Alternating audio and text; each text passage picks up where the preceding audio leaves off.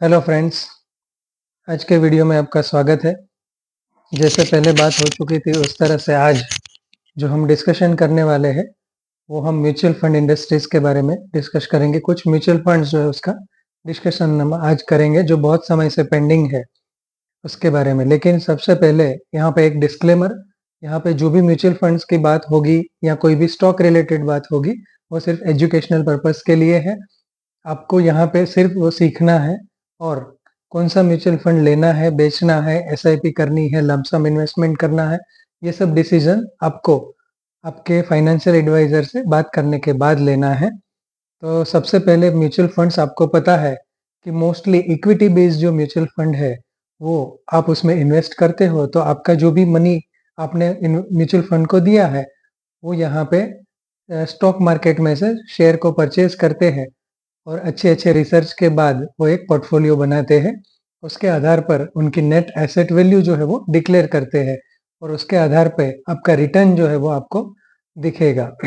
Mainly 3 type के mutual funds जो है वो बाजार में है, वैसे 3 से ज्यादा है लेकिन 3 इनके सेगमेंट उसमें large cap mutual fund, mid cap और स्मॉल कैप। जैसे इक्विटी में 3 सेगमेंट है वो हिसाब से यहाँ पे भी 3 कैटेगरी है। उसके बाद बाकी की जो कैटेगरी है वो मल्टी कैप, फ्लेक्सी कैप या फिर सेक्टोरल म्यूचुअल फंड भी हो सकते हैं, जैसे कि आईटी थीम के है, health care and pharma sector के म्यूचुअल फंड्स है, फंड ऑफ फंड्स है, मतलब म्यूचुअल फंड्स के भी फंड्स है, मतलब बहुत सारे म्यूचुअल फंड्स का होल्डिंग करके जो बनता है वो भी म्यूचुअल फंड है। तो ऐसे बहुत सारे म्यूचुअल फंड्स के अलग अलग कैटेगरीज है।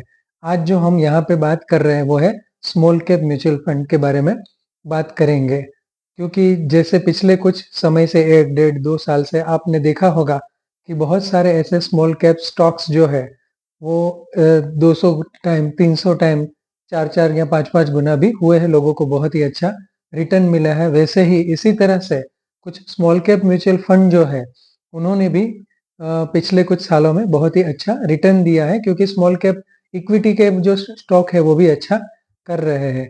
उनमें से कुछ जो नाम है उसमें देखा जाए तो एक Tata small cap mutual fund को हम देखेंगे, फिर Nippon India small cap fund है, कैनेरा रेबेको स्मॉल कैप फंड है, फिर इन्वेस्को इंडिया जो है उसका भी एक स्मॉल कैप फंड है, क्वांट म्यूचुअल फंड जो पिछले कुछ सालों से बहुत ही अच्छा रिटर्न देने के लिए बहुत चर्चित रहा है, उसका भी एक स्मॉल कैप म्यूचुअल फंड है।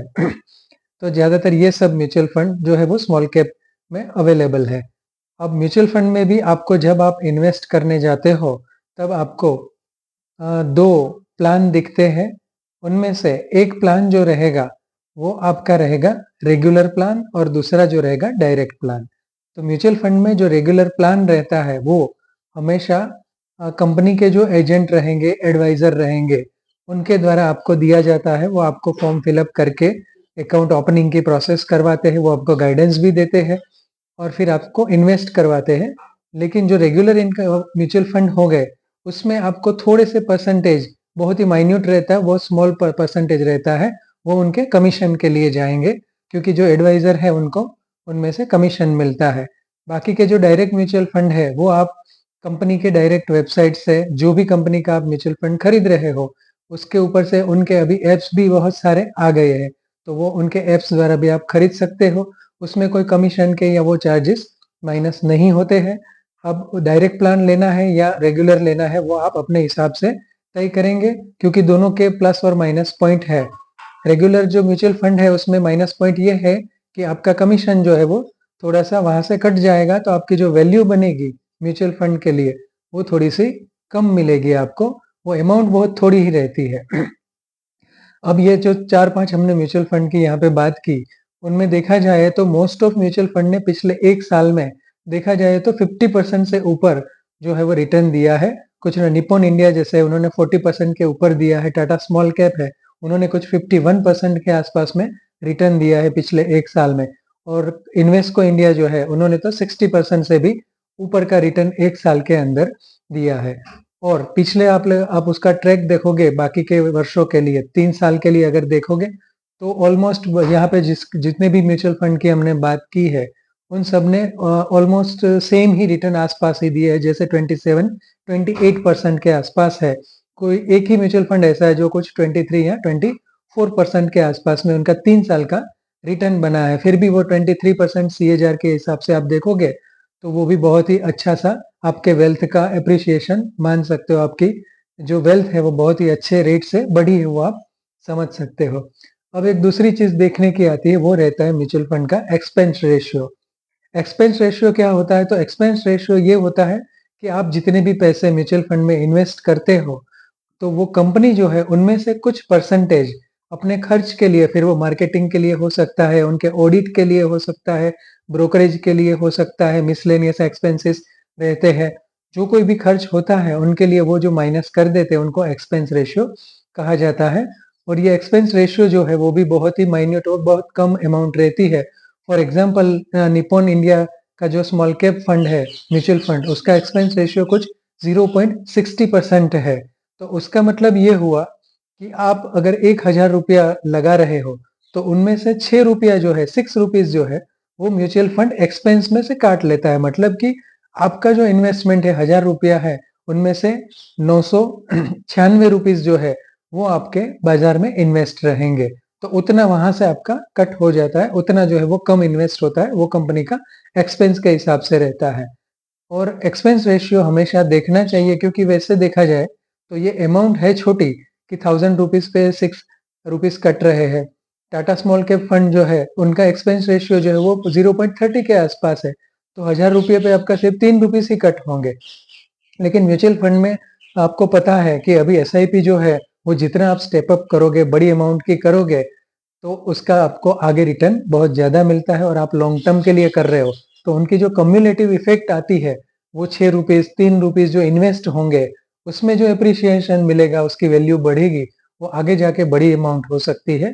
इसीलिए एक्सपेंस रेशियो जो है वो देखना बहुत ही जरूरी है, क्योंकि ज्यादातर स्मॉल कैप फंड जो रहते हैं उसको लॉन्ग टर्म में ही, अगर आपका इन्वेस्टमेंट का होराइजन 4 साल 5 साल 3 साल से ज्यादा है, तब भी आप स्मॉल कैप जो फंड है वो चुने तो वो अच्छा रहेगा। क्योंकि जैसे स्मॉल कैप शेयर्स में जो रिस्क रहता है कि वो बहुत वॉलेटाइल होते हैं, उसमें रिटर्न भी आपको बहुत ज्यादा मिलता है। कभी 3 गुना 4 गुना 5 गुना एक साल में रिटर्न मिल जाता है, 2 महीने में भी मिल जाता है। इसी तरह से स्मॉल कैप फंड जो है उसमें भी रिस्क जो है वो हाई रहता है लार्ज कैप और मिड कैप के हिसाब से, लेकिन उसमें रिटर्न भी बहुत अच्छा मिलता है। और दूसरी बात की ये जो कंपनियां हैं, फॉर एग्जांपल मान लो कि टाटा स्मॉल कैप फंड है, तो उन्होंने जिन जिन कंपनियों में इन्वेस्टमेंट किया है, वो कंपनी की लिस्ट तो वैसे बहुत लंबी है, लेकिन अगर वो आप देखेंगे तो बहुत ही अच्छी अच्छी स्मॉल कैप कंपनियों में निवेश किया है, जिनमें से कुछ कंपनियां को तो आप सोचते होंगे कि मैं खुद ये कंपनी में, इसके स्टॉक में भी डायरेक्ट इन्वेस्ट करूं। लेकिन जो स्मॉल इन्वेस्टर है जिसके पास में कैपिटल बहुत कम है, 2-3 लाख 4-5 लाख है, तो उनके लिए जैसे मैंने पहले भी कहा था कि मान लो कि वो स्टॉक मार्केट में इन्वेस्ट करके अगर कमा भी लेते हैं 20,000 25,000 10,000 कुछ भी, तो भी मतलब वो अमाउंट बहुत छोटी होती है। उससे अच्छा है कि उसमें पढ़ने की बजाय वो स्मॉल कैप फंड में इन्वेस्टमेंट कर दे, तो उनका रिटर्न जो है वो शांति से बनेगा, और अपना काम जो है उनकी जॉब या बिजनेस, उस पर भी वो ध्यान दे सकेंगे। लेकिन एक बात तय है कि स्मॉल कैप फंड जो है उसमें जितने भी आप अपनी कैपिटल का एलोकेशन करना चाहते हो, उसमें से ज्यादातर हिस्सा स्मॉल कैप में लगाना चाहिए, क्योंकि छोटी कंपनियां जो है उसमें ग्रोथ के बहुत ही बड़े प्रोस्पेक्ट होते हैं। म्यूचुअल फंड जो मैनेज करते हैं, उनके फंड मैनेजर मोस्टली वो बहुत ही क्वालिफाइड रहते हैं, उनका रिसर्च रहता है, उनका काम ही दिन रात यही चीजों को देखना रहता है। एज ए इन्वेस्टर तो ये हो सकता है कि हम कभी भूल जाए, 2 दिन हो गए, कहीं बाहर निकल गए और कंपनी का रिजल्ट आ गया, कंपनी के कुछ चेंजेस आ गए, अनाउंसमेंट आ गई, हमें पता ना हो। लेकिन म्यूचुअल फंड में वो जो रिस्क है वो थोड़ा सा कवर हो जाता है। उसमें भी ऐसा नहीं है कि म्यूचुअल फंड में आपको लॉस नहीं होगा या रिस्क नहीं होगा। अगर बाजार घटेगा, स्मॉल कैप सभी स्टॉक घटेंगे, तो म्यूचुअल फंड की भी एसेट वैल्यू कम ही होगी। लेकिन लॉन्ग टर्म में आपको अच्छा रिटर्न उनमें से डेफिनेटली बनेगा। तो लॉन्ग टर्म होराइजन के हिसाब से स्मॉल कैप के जो भी म्यूचुअल फंड है, वो सब में थोड़ा सा इन्वेस्ट करना पर्सनली मैंने शुरू कर दिया है। आप अपना डिसीजन बनाइए। फिर से एक बार, मैं सभी फंड जो है जिसको मैंने रैंकिंग दिया है कि मैं सबसे पहले इसमें करूंगा, उसके हिसाब से देखा जाए तो सबसे पहले मैं टाटा स्मॉल कैप में इन्वेस्ट करूंगा, क्योंकि उनका एक्सपेंस रेशियो 0.30 है। रिटर्न भी उन्होंने बहुत ही अच्छा दिया है, पिछला ट्रैक रिकॉर्ड जो है वो भी उनका बहुत ही अच्छा दिख रहा है वो हिसाब से। बाकी उसके बाद में दूसरा अगर नंबर आएगा तो वो फिर आएगा कैनेरा रेबोको का आएगा, फिर इन्वेस्को इंडिया है, क्वांट म्यूचुअल फंड है, ये सब आते हैं। अब इसमें कोई भी म्यूचुअल फंड की आप ऐड देखोगे या उनके बारे में सुनोगे तो उसमें एक डिस्क्लेमर आता है कि past performance does not guarantee in the future return. मतलब इन्होंने पिछला जो परफॉर्मेंस है वो बहुत अच्छा रहा, लेकिन वो आगे भी इतना ही रहेगा वो हम कह नहीं सकते। लेकिन म्यूचुअल फंड में जो हमें डिसीजन लेना होगा इन्वेस्टमेंट का, वो तो इनका पिछला परफॉर्मेंस देख के ही लेना है। और अच्छे हाउसेस, अच्छे फंड मैनेजर, अच्छा ग्रुप से जो मैनेज होते हैं म्यूचुअल फंड, वही हमें देखना चाहिए। इसके लिए आपका क्या विचार है वो जरूर बताइए, कमेंट करिए। अगर आपकी कोई क्वेरी है, आपके कोई क्वेश्चन है स्टॉक रिलेटेड या म्यूचुअल फंड के रिलेटेड, तो वो भी आप कमेंट में अवश्य लिखिए। और ये वीडियो को ज्यादा से ज्यादा सब्सक्राइब करवाइए, शेयर करिए और लाइक करिए।